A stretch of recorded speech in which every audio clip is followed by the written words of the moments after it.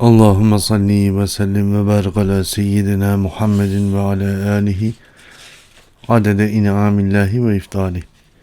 Euzubillahimineşşeytanirracim. Bismillahirrahmanirrahim. Hz. Adem Efendimiz dünyaya taşındılar. Dünyaya taşınırlarken daha önceki derste de kısmen beyan ettiğimiz üzere dört büyük melaikenin sermiş olduğu beyaz bir bez üzerinde getirilmişlerdi. Bu beyaz bez Hz. Adem Efendimizin yanından hiç ayırmadığı kefeni oldu. Hz. Havva validemiz nasıl bir sandukada yeryüzüne gönderildilerse Hz. Adem Efendimiz de yeryüzüne beyaz bir bezle geldiler. Bu beyaz bez oldukça uzun tabii ki. Hz. Adem Efendimizin cennetteki boyu farklı, dünyadaki boyu farklı. Birkaç ders sonra inşallah izah ediyor olacağız. Bunlardan belli parçalar tabii ki kendi cenazesine, kendi vefatına kullanılacak. İki parçası ise kendisiyle Nuh Aleyhisselam arasında peygamberler tarihinde özellikle anlatılan, Kur'an-ı Azimüşşan'da da beyan edilen İdris ve Şit Aleyhisselam'ın da varlığı beyan edilir. Onlarda da kullanılmış. Hz. Havva validemizin vefatında da defninde kullanılmıştır. Bizler bugün dünyanın o günkü halinden kısaca bahsediyor olacağız. Coğrafi olarak Nuh Aleyhisselam'a kadarki sürecimiz bambaşka. Nuh Aleyhisselam'dan sonra başlayan dünya tarihimiz bambaşka. Elbette hep söylüyoruz ya, bunlar esasında bir medeniyet tarihi, dünya tarihi bakımından ele alındığında durum değişir. Daha detaylı beyan edilmesi gerekir. Ancak bizler Siyer-i Nebi yolculuğundayız. O yüzden bazı bilgilerin içerisinde derine gitmeden Resul-i Kibriya Aleyhisselatü Vesselam'ı takip ederek yolumuza devam ediyoruz. Minval kabul edildiğimiz bu esas üzerinde dünyanın oluşumu, varlığı ile ilgili bazı beyanatları oluyor ama bunların her birisinin elbette ki Siyer-i Nebi ile olan ilişkisini merkeze almış oluyoruz. Dünyanın yuvarlaklığıyla beraber tek bir kıta olduğu gerçeğini unutmamak gerekiyor Nuh Aleyhisselam'a kadar, ki bu söylediğimiz sözün yakın dönemde yapılmış araştırmalarda da teyit edilmiş pek çok belgesine, bazı bilgilerine yine internetten ulaşabilirsiniz. İşin esası Nuh Aleyhisselam'la beraber yaşanan o sürece kadar dünya medeniyetlerinin en üstün halini yaşıyoruz ki o süreci de Allah nasip ederse 3. cildimizden itibaren ifade etmeye gayret edeceğiz. Tek bir kıta olan dünyanın merkezi daha çok ormanlık bir arazi. Yer yer boşluklarda tarım arazilerine elverişli imkanlar var. Henüz çok yüksek dağlar yok. Bu sadece dünyanın dış yüzeyine doğru, yani tek bir kıtanın dışına doğru bir yapılanma var. Ve bütün kıtalar sanki bir anne karnında çocuğun kümelenmiş olması gibi bir küme halindeler. Akan suların ve nehirlerin varlığı hafif yükselti olan tepelerle ilişkilendirilmiş. Merkezde çok büyük ormanlar var ki bugünkü Afrika kıtasının önemli bir kısmı aslında ormanlıktı. Dışarıya doğru sakinleşiyor bu coğrafya. Hemen ardından küçük dağlar, tepecikler başlıyor.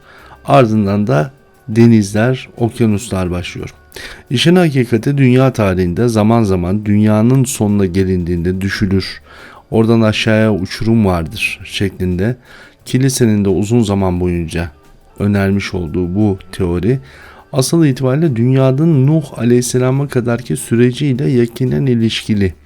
Yani Nuh Aleyhisselam'a kadar dünya tek bir kıta halinde olduğu için bu kıtanın sonuna gidildiğinde dünya bitiyor mantığı üzerinden hareket edilmiştir. Ancak Nuh Aleyhisselam'a geldiğimiz süreçte durum tamamen değişiyor. Büyük bir tufan yaşanıyor, büyük bir değişim yaşanıyor ve o değişimi inşallah beyan edeceğiz. Aynı zamanda dünyanın bu dış kıtanın sonuna doğru gittiğimizde de bu kıta dediğimiz küçük bir kıta değil. Hatta şu anki görmüş olduğunuzdan daha büyük. O zamanlar şu anki dünyanın yaklaşık 2/3 sularla kaplı, 1/3 kıtalarla kaplı, ama o zamanki döneme gittiğimizde dünyanın bu yapısı biraz daha karasal bölgesi çok daha büyük olduğunu biraz daha büyük olduğunu ifade edebiliriz. Yani dünyanın yaklaşık %60 civarı, 65 civarı suyken yaklaşık 30-35 civarında karalar olduğunu beyan etmek lazım.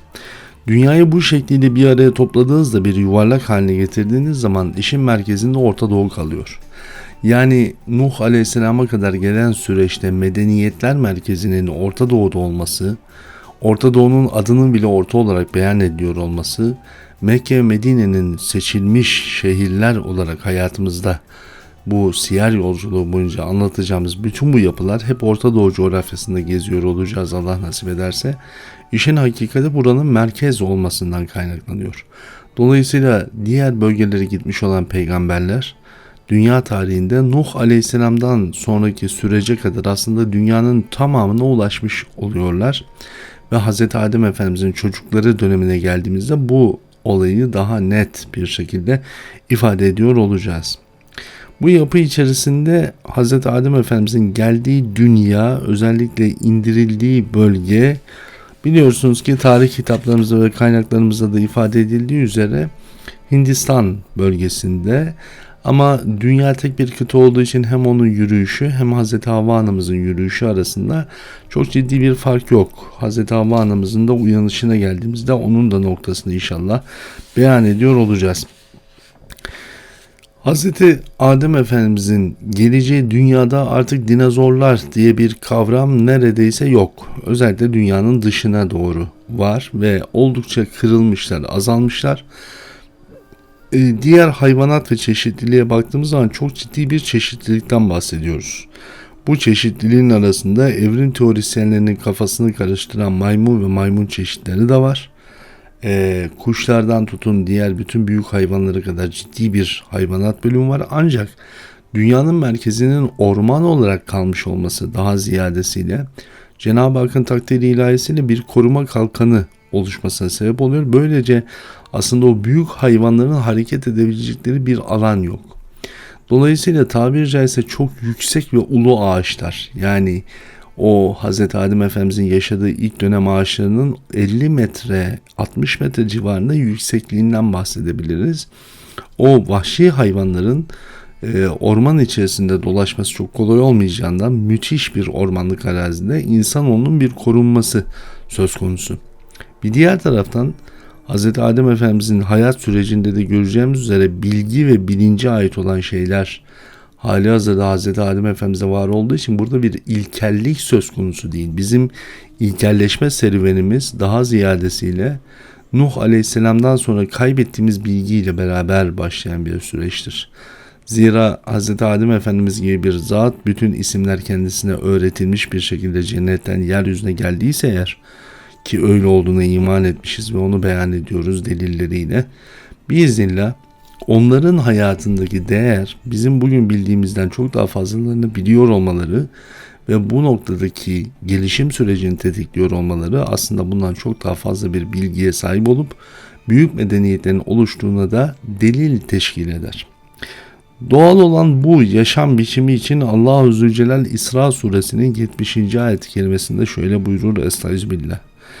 وَلَقَدْ كَرَّمْنَا بَنِي آدَمَ وَحَمَلْنَاهُمْ فِي الْبَرِّ وَالْبَحْرِ وَرَزَقْنَاهُمْ مِنَ الطَّيِّبَاتِ وَفَضَّلْنَاهُمْ عَلَى كَثِيرٍ مِّمَّنْ خَلَقْنَا تَفْضِيلًا. Yemin olsun ki Adem oğullarını şerefli yarattık. Onları karada ve denizde biz taşıdık ve onları hoş, güzel nimetlerle rızıklandırdık. Adem oğullarını yarattığımız diğer varlıkların çoğundan daha faziletli ve üstün kıldık. Allah-u Zülcelal'in burada bahsettiği fazilet ve üstünlük kısmında Nur-u Muhammedi'nin yeryüzünde oluşuyla onlara büyük bir ikram takdir edilmişti. Yani tabiri caizse Hz. Adem Efendimiz'den Nuh Aleyhisselam'a kadar geçen süreçte insanoğluna Cenab-ı Hakk'ın ikramları oldukça fazlaydı. Sonrasında insanoğlunun yapmış olduğu hata ve kusurlar bu ikram-ı ilahide çok büyük bir celaliyet tecellisiyle büyük problemlerin yaşanmasına ve dünyada pek çok çalkantının yaşanmasına vesile olmuş oldu. Doğal olan bu hayat serüvenine başlayacağız. O hayat serüveninde dünyanın o günkü halinden bahsetmiş olduk bugün için. Yarın ise Hz. Adem Efendimizin uyanıp da yola çıkma sürecinden bahsediyor olacağız Allah'ın izniyle. Şimdilik kalın sağlıcakla.